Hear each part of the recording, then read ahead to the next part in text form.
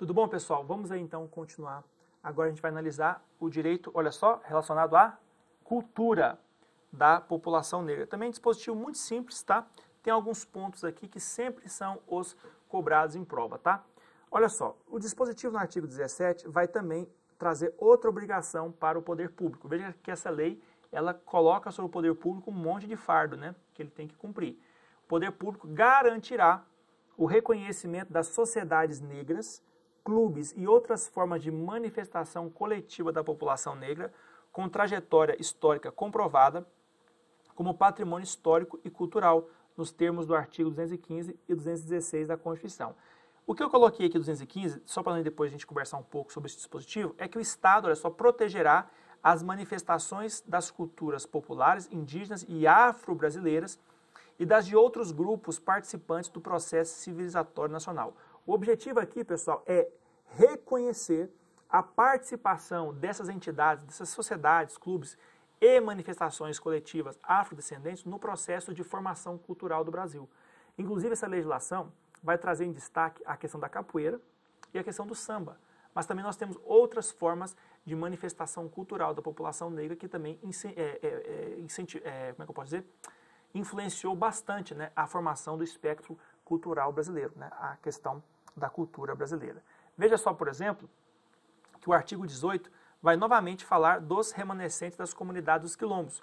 Vai dizer agora que eles têm o direito assegurado, pessoal, de preservação de seus usos, costumes, tradições e manifestos religiosos sob a proteção do Estado. A forma como a legislação trata dos remanescentes quilombos é muito parecida com a forma como é tratado os índios, tá? Então tem um decreto brasileiro que trata sobre a política nacional de sustentabilidade dos povos e comunidades tradicionais. Povos indígenas e as comunidades aqui são os remanescentes dos quilombos, tá? Então veja que a forma como esses grupos são tratados no Brasil tem, lógico, tem diferenças, mas muito parecido, porque são povos específicos, tá? Com cultura, com tradições, religiões próprias deles, que devem ser respeitados dentro do contexto da liberdade, tá? Então é assegurado aos remanescentes o quê? Direito à preservação de seus usos, costumes, tradições e manifestos religiosos sob a proteção do Estado.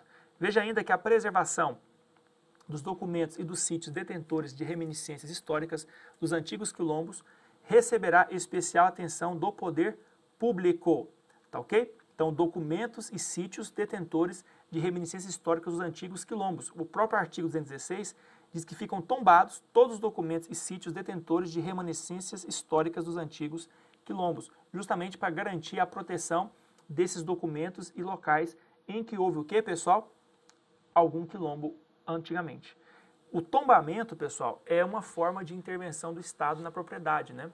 Então, o tombamento vai fazer o seguinte, a pessoa continua proprietária daquele bem, daquele documento, mas agora ele tem uma questão também social envolvida, né? Um interesse público envolvido nele, de modo que os direitos de propriedade ficam mais restritos, tá? Isso aqui você estuda lá no direito administrativo, a questão do tombamento, tá? Veja só que a legislação vai trazer também dois tipos de manifestação cultural que são as mais famosas do Brasil, né? Quando você fala em manifestação cultural, a primeira coisa, negra, né, claro, a primeira coisa que vem é o samba, né? Que inclusive é uma das festas que representam o Brasil internacionalmente, né?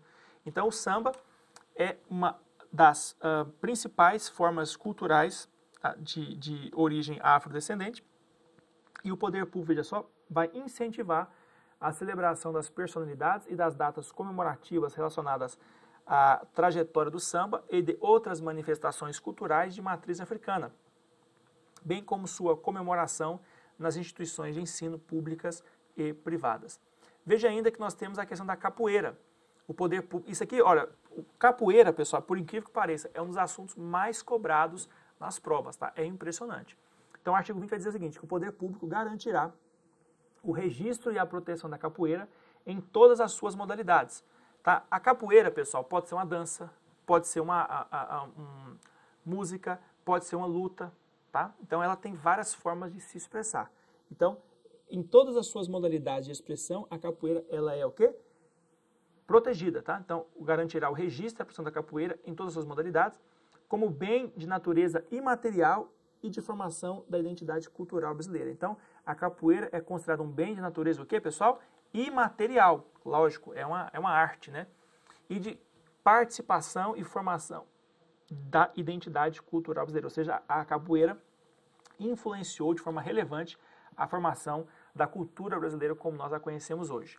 Inclusive, o poder público vai buscar garantir, por meio dos atos normativos necessários, a preservação dos elementos formadores tradicionais da capoeira nas suas relações internacionais.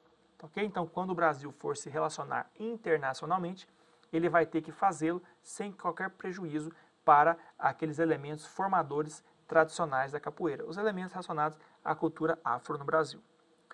Veja só, o próximo dispositivo, pessoal, vai falar agora do desporto, tá? Olha só, nós vamos falar agora sobre o esporte e lazer como direitos também fundamentais da população negra. O artigo 21, de forma muito simples, garante, né, o pleno acesso ao esporte e que isso é responsabilidade, de novo, do poder público.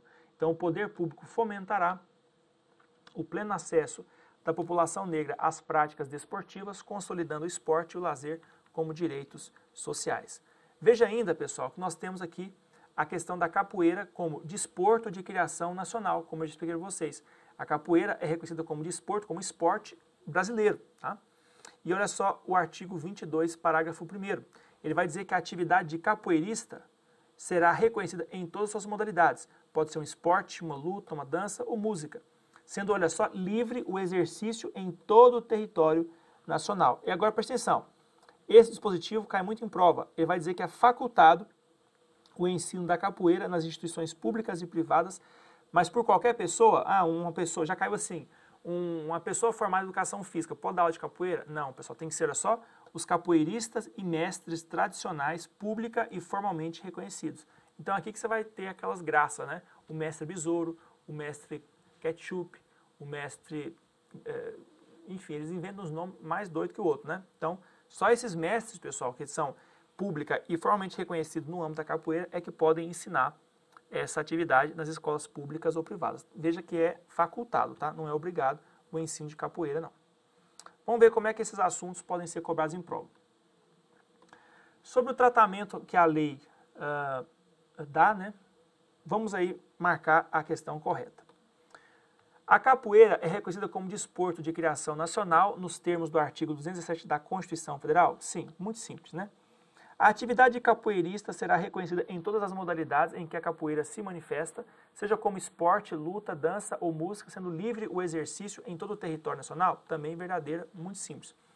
É facultado o ensino da capoeira nas instituições públicas e privadas pelos capoeiristas e mestres tradicionais, pública e formalmente reconhecidos? Também a questão está verdadeira. Beleza? Muito simples a questão. Então, todas estão corretas. Vamos para a próxima. Assinar a alternativa incorreta sobre a prática da capoeira de acordo com a lei que institui o Estatuto da Igualdade Racial. O poder público garantirá o registro e a proteção da capoeira em todas as suas modalidades, como bem de natureza imaterial e de formação da identidade cultural brasileira. Perceba, né, pessoal? A maioria das questões só copia os dispositivos. O poder público buscará garantir, por meio dos atos normativos necessários, a preservação dos elementos formadores tradicionais da capoeira nas suas relações internacionais? Exato, tá? Também nenhuma dificuldade, copiou o dispositivo. A capoeira é reconhecida como desporto de criação nacional? Sim, tá? E aí restou a letra D como errado, tá aqui, ó. O ensino não é obrigatório, é facultado, tá ok? Então tá aí o erro da questão. Próximo. Ele quer que você marque a incorreta, tá? A Lei 12.288, no que tange ao direito à saúde, garante o tratamento igualitário da população negra, também no que diz respeito aos seguros privados de saúde. Exato, eu não posso distinguir a população negra no que trata os seguros privados de saúde, né? Elas têm que ter acesso com as mesmas condições. O Brasil, no tocante à inclusão da população negra no mercado, tem por fundamento legal a Constituição Federal, a Lei 12.288, os compromissos assumidos pelo Brasil ao ratificar a Convenção Internacional sobre a Eliminação de Todas as Formas de Discriminação Racial e todos os compromissos assumidos pelo Brasil perante a comunidade internacional. Aqui, pessoal, nós já vamos até adiantar um assunto que nós não tratamos ainda, mas aqui está falando sobre o que? O direito ao trabalho, né? O mercado de ingresso ao mercado de trabalho. E a questão está verdadeira. Eu não expliquei todos os detalhes, mas esses são, de fato, pessoal, as normas que devem ser observadas quando dá garantia da inclusão da população negra no mercado de trabalho. A Constituição, o Estatuto, a Convenção Internacional sobre a Eliminação de todas as formas de discriminação racial e todos os outros compromissos assumidos pelo Brasil para garantir igualdade de oportunidades, tá bom? O Estatuto da Igualdade Racial tem por objetivo único evitar a discriminação racial e o bullying social. Nós já até fizemos essa questão e marcamos ela como errada, né? E como ele está pedindo aqui a incorreta, não é isso? Ele está pedindo a incorreta, esse é o gabarito da questão, tá? O Estatuto da Igualdade Racial, ao tratar da cultura, busca preservar as tradições remanescentes dos quilombos e o registro e proteção da capoeira como bem de natureza imaterial e da formação da identidade cultural brasileira. Questão também tranquila, repetiu o que nós já estudamos. O Estado tem o dever de garantir a igualdade de oportunidades, reconhecendo a qualquer cidadão brasileiro, independente da etnia ou cor da pele, o pleno direito de participação na comunidade em todas as suas vertentes. Também nós estudamos isso lá no nosso primeiro bloco, tá ok? Então, nas considerações iniciais. Marque aí incorreta, tá ok? O poder público garantirá o registro e a proteção da capoeira em todas as suas modalidades, como bem de natureza imaterial e de formação de identidade cultural brasileira? Exatamente, literal o dispositivo. O poder público buscará garantir, por meio dos atos normativos necessários, a preservação dos elementos formadores tradicionais da capoeira nas suas relações internacionais, também dispositivo tranquilo. Parece que está repetindo essa questão, né, pessoal? Acho que está repetindo aqui, né? Ele está repetindo. Então, vamos já pular aqui. Letra D, ela repetiu sem querer que eu coloquei duas questões idênticas, tá? Foi mal, mas vamos lá. Bom que você não erra mais. Vamos continuar ainda tratando nesse bloco mais um direito fundamental, que é o direito de liberdade de consciência e de crença, tá? Esse aqui também eu acho interessantíssimo, até porque a base desses direitos aqui é uma base constitucional. A Constituição assegura o direito à liberdade de crença e de consciência no Brasil, e outro direito relacionado a esse é o direito à assistência religiosa nos estabelecimentos públicos ou privados de internação coletiva, tá? Então, muito simples. O artigo 23 vai garantir aquela inviolabilidade, a liberdade de consciência e de crença, sendo assegurado, então, o livre exercício dos cultos religiosos e garantido na forma da lei a proteção aos locais de culto e suas liturgias. Então, o que o dispositivo garante aqui é uma proteção dupla. É a garantia de poder livremente exercer o culto religioso e a garantia de que os locais onde esses cultos e liturgias são praticados serão também resguardados. Agora veja que o artigo 24 vai trazer para nós o que está abrangido dentro desse direito de liberdade de consciência e de crença. Ou seja, pelo fato da população negra ter esse direito, o que elas podem ter como certo, como garantido para exercer esse direito. Então é muito simples. O direito à liberdade de consciência e de crença, veja só, e ao livre exercício dos cultos religiosos, compreende o que, pessoal?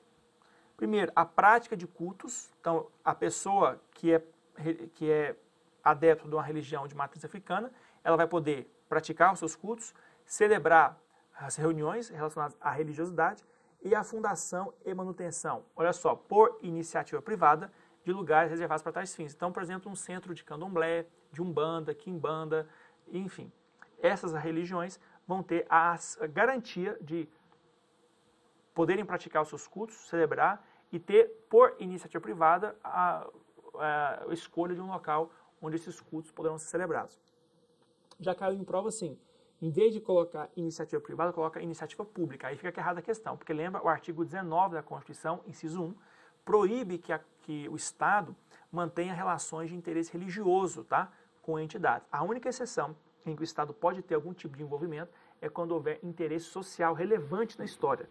Por exemplo, imagina que, sei lá, um centro de umbanda cria uma creche para acolher crianças carentes. Nesse caso específico, então, o Estado pode, pelo interesse social envolvido nessa atividade, poder participar, incentivando, inclusive financeiramente, tá? Mas não por causa da religião, mas por causa do interesse social dessa creche, entendeu? Próximo. Celebração de festividades e cerimônias de acordo com os preceitos das respectivas religiões. Então, você vai as festas dos orixás, Iemanjá e tudo mais. Próximo. 3. A fundação e a manutenção por iniciativa privada de instituições beneficentes ligadas às respectivas convicções religiosas, tá ok? Então, criar ONGs, fundações, tá ok? Relacionadas às respectivas convicções religiosas. Produção, comercialização, aquisição e uso de artigos e materiais religiosos adequados aos costumes e às práticas fundadas na respectiva religiosidade, ressalvada as condutas o quê? Vedadas pela legislação específica, tá ok? Então aqui você vai ter aquelas floras, né? Aquelas lojas que vendem então imagens, incensos e outros apetrechos para o exercício da religião de origem de matriz africana. Enquanto eu estou gravando esse curso aqui, o Supremo Tribunal Federal ainda não terminou um julgamento muito interessante, que é sobre a possibilidade de sacrifícios de animais nesses cultos de religião de matriz africana. Tá? É muito provável que o Supremo vai entender essa prática como constitucional, tá? Para resguardar, então, o direito à liberdade de crença e de consciência. Ok? Mas ainda não terminou o julgado. Se ele terminar o julgado, né, aí a gente vem aqui e grava um bloco extra só para trazer essa nova jurisprudência para vocês terem aí essa informação também interessante para a prova de vocês. Mas isso aí deve cair mais, se cair, em direito constitucional do que isso aqui. Tá? Geralmente essa matéria ela é muito restrita às disposições literais da lei. Próximo. Também está assegurado a esse pessoal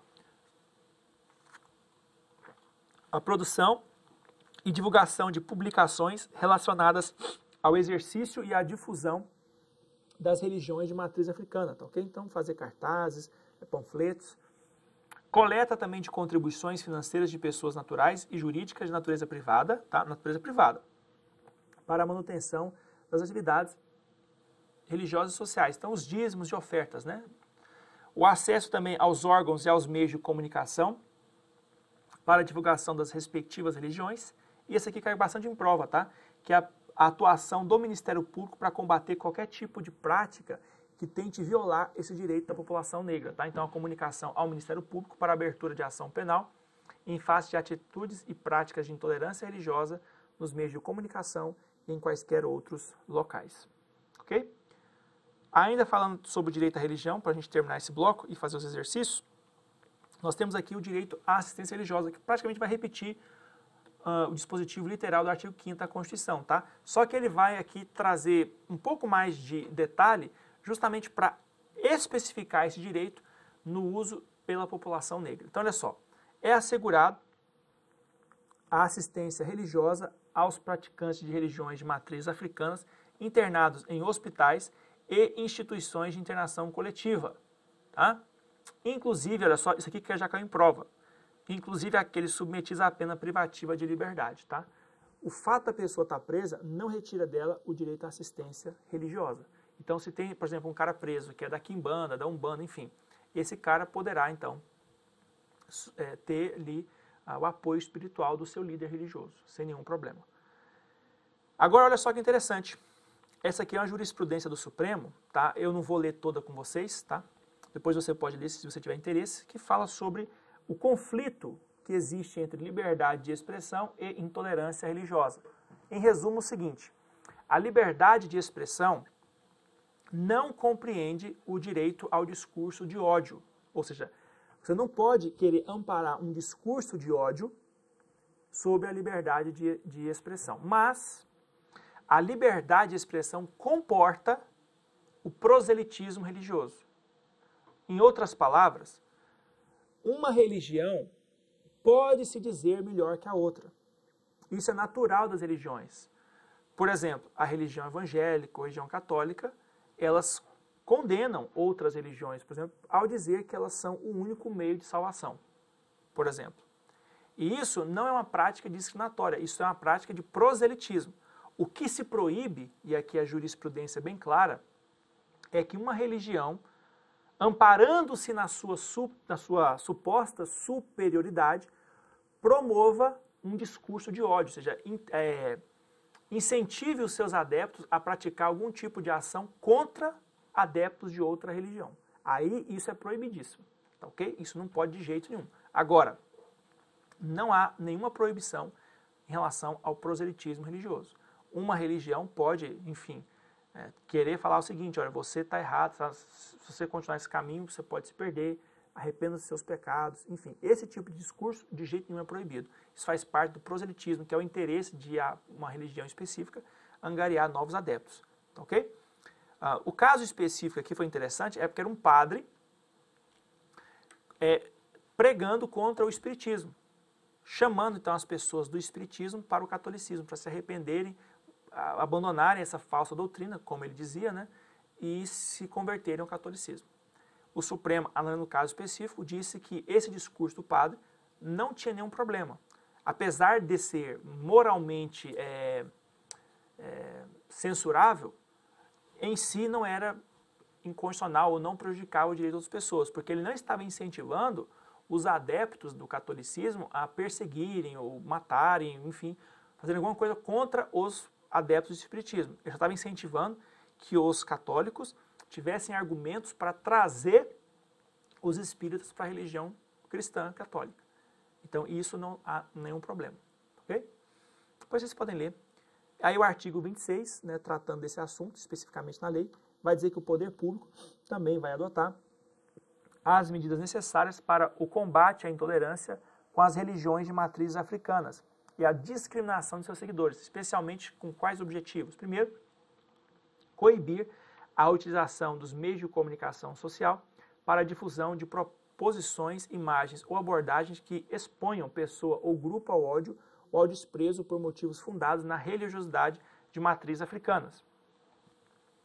Inventariar, restaurar e proteger os documentos, obras e outros bens de valor artístico e cultural, os monumentos, mananciais, flora e sítios arqueológicos vinculados às religiões de matrizes africanas. E também assegurar a participação proporcional de representantes das religiões de matrizes africanas ao lado das representações das demais religiões, em comissões, conselhos, órgãos e outras instâncias de deliberação vinculadas ao poder público. Tá ok? Então é assim que funciona. Vamos ver, pessoal, como é que vai ser cobrado isso aqui nas suas provas. Olha só, primeira questão da IDECAM, questão número 21. De acordo com a lei, o direito à liberdade de consciência e de crença e ao livre exercício dos cultos religiosos de matriz africana não compreende. Então ele cobrou para você o dispositivo que nós acabamos de ler e pede para você marcar aquele que não está previsto expressamente nesse artigo. Vamos lá. Produção e divulgação de publicações relacionadas ao exercício e à difusão de religiões matrizes africanas. Isso compreende, né?